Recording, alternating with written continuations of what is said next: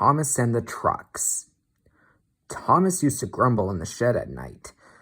"I'm tired of pushing coaches. I want to see the world." The others didn't take much notice, for Thomas was a little engine with a long tongue. But one night, Edward came to the shed. He was a kind little engine and felt sorry for Thomas. "I've got some trucks to take home tomorrow," he told him. "If you take them instead, I'll push coaches in the yard."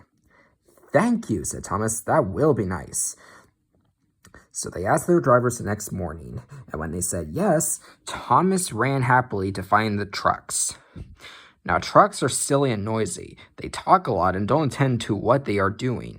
They don't listen to their engine, and when he stops, they bump into each other screaming, "Oh, oh, oh, oh, whatever is happening?" And I'm sorry to say they played tricks on an engine who is not used to them. Edward knew all about trucks. He warned Thomas to be careful, but Thomas was too excited to listen. The shunter fastened the coupling, and when the signal dropped, Thomas was ready. The guard blew his whistle. "Peep, peep," answered Thomas and started off, but the trucks weren't ready. "Oh, oh, oh, oh," they screamed as their couplings tightened. "Wait, Thomas, wait." But Thomas wouldn't wait. Come on, he puffed, and the trucks grumbled slowly out of the siding onto the main line. Thomas was happy. Come along, he puffed. All right, don't fuss, grumbled the trucks. They clattered through stations and rumbled over bridges. Thomas whistled, "Peep, peep," and they rushed through the tunnel in which Henry had been shut up. Then they came to the top of the hill where Gordon had stuck. "Steady now, steady," warned the driver, and he shut off steam and began to put on the brakes. We're stopping, called Thomas. No, answered the trucks, and bumped into each other. Go on, and before his driver could stop them, they had pushed Thomas down the hill and were rattling and laughing behind him.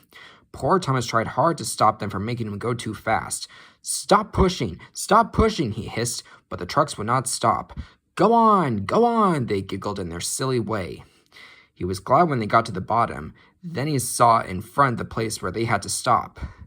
Oh dear, what shall I do?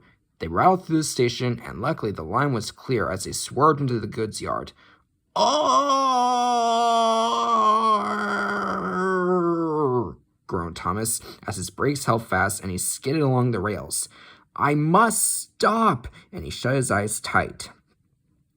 When he opened them, he saw he had stopped just in front of the buffers, and there watching him was the fat director. What are you doing here, Thomas? He asked sternly. I brought Edward's trucks, Thomas answered. Why did you come so fast? I didn't mean to. I was pushed, said Thomas sadly. Haven't you pulled trucks before? No. Then you've a lot to learn about trucks, little Thomas. They are silly things and must be kept in their place. After pushing them about here for a few weeks, you'll know almost as much about them as Edward. Then you'll be a really useful engine.